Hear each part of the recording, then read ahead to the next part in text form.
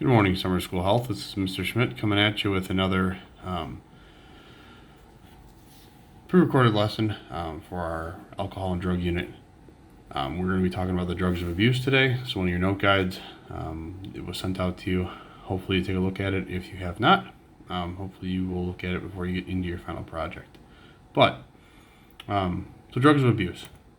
All right, we're going to look at addiction to start with. So in our brain, we have endorphins. These are chemicals in the brain that produce a feeling of pleasure. Now that can happen from a lot of different things. It could be as simple as us going out and getting a good workout in. It could be us having a good time maybe at an amusement park, going on a roller coaster, or doing something fun with our friends. Okay?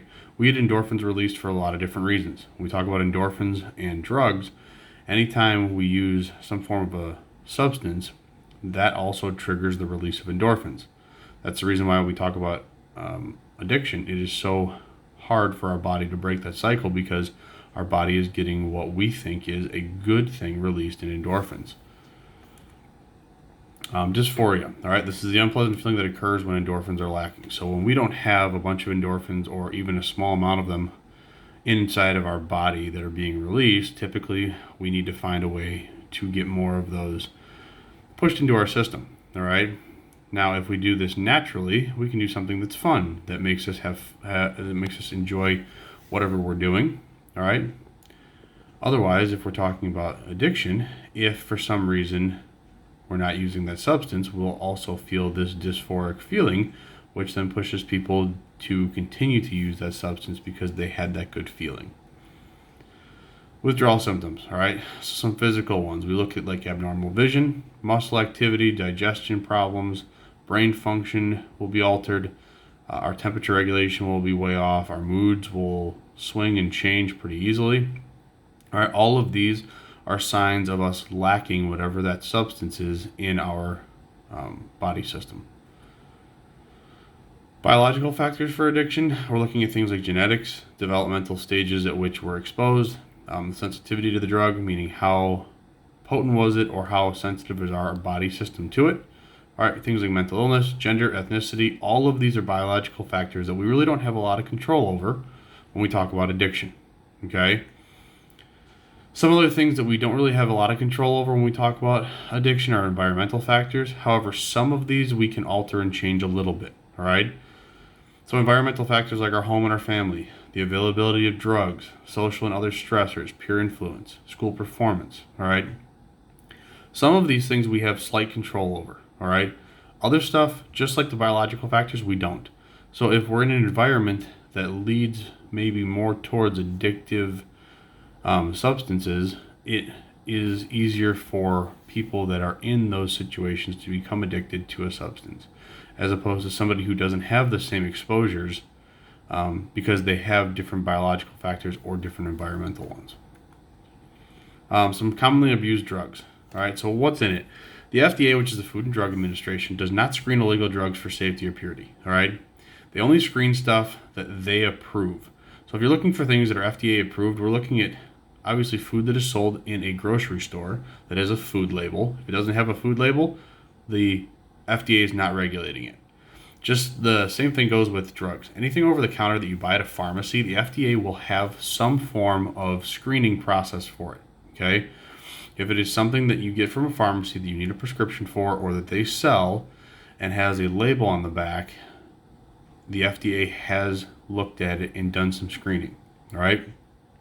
But things like cocaine that is sold on the streets can be anything from pure cocaine to a knockoff to a cheaper drug to something that's not even a drug, all right? Or it can be a combination of both. So since the FDA doesn't regulate it, we don't really know what's in it and where the source is. We talk about drugs and driving, all right? So just like we talk about alcohol and driving, there is a new term called OWI, which is operating while intoxicated, all right? Any use of drugs and then driving where they are altering our reaction time, our critical thinking, things like that, you can be arrested and charged with OWI if we're using drugs and then getting behind the wheel. The Penalties are going to be very similar to that of drinking and driving, if not more harsh. And those can be found pretty easily online. I will take a look and see what I can find for you guys and get them posted in Google Classroom, so maybe you can compare, if you'd like to the drunk driving penalties. We talk about kicking the habit. All right. So facing the problem and getting help. All right. There's 3 steps. First, we have to admit we have a problem. Secondly, we have to have a desire to quit, realizing that we're going to suffer from continuous use. And then the third is getting some form of help. All right. If we don't get some form of help, it's very hard to break an addictive cycle. These 3 steps were very, very similar, if not identical, to the ones that we talked about when we talked about alcohol use and abuse. Okay? Problems along the way. I talked about the revolving door model in our last pre-recorded lesson when we talked about alcohol use. All right? The revolving door model looks like this, though. Somebody steps in and gets treatment. They give up the drug. As soon as they get out of that treatment and they're able to start maybe monitoring themselves on their own, they find a way to take that drug again, or they find a way where they're put into a situation where they're exposed to it again, and then they go back to treatment and they go back to the very first step. All right, that's that revolving door model. All right, we must be ready to face a problem without the escape of the drug. So if we're able to get out of some form of, let's say, rehab and some really intensive like therapy to kick the habit, if we're not able to face the problem without that drug as a coping mechanism, we're going to end up back at the top of that revolving door model. All right. We also need a very strong support system, and it needs to be a lifestyle change so that we're not thinking about or being exposed to potentially using that substance again. We're talking about helping someone else kick the habit. All right. Things that we can do. Well, we can ask questions. You can show that you genuinely care for the person, and part of that would be making an effort to help and being tough on that individual, all right? Even though they're maybe in a very tough situation, using a substance that isn't good for them, if you're tough on them and you actually work to get help and show that you care for them, it is a huge help to that individual, all right? And just like when we talk about alcohol abuse, this is not something where we're going to blame the person or judge them based off of it, because it's a behavior and a cycle that they can't break on their own. They need the help and they need that support. Okay? That wraps up our drugs of abuse note guide. Hopefully you guys took a look at this. If you have not, this will help you along the way. Hope you guys have a good rest of your week.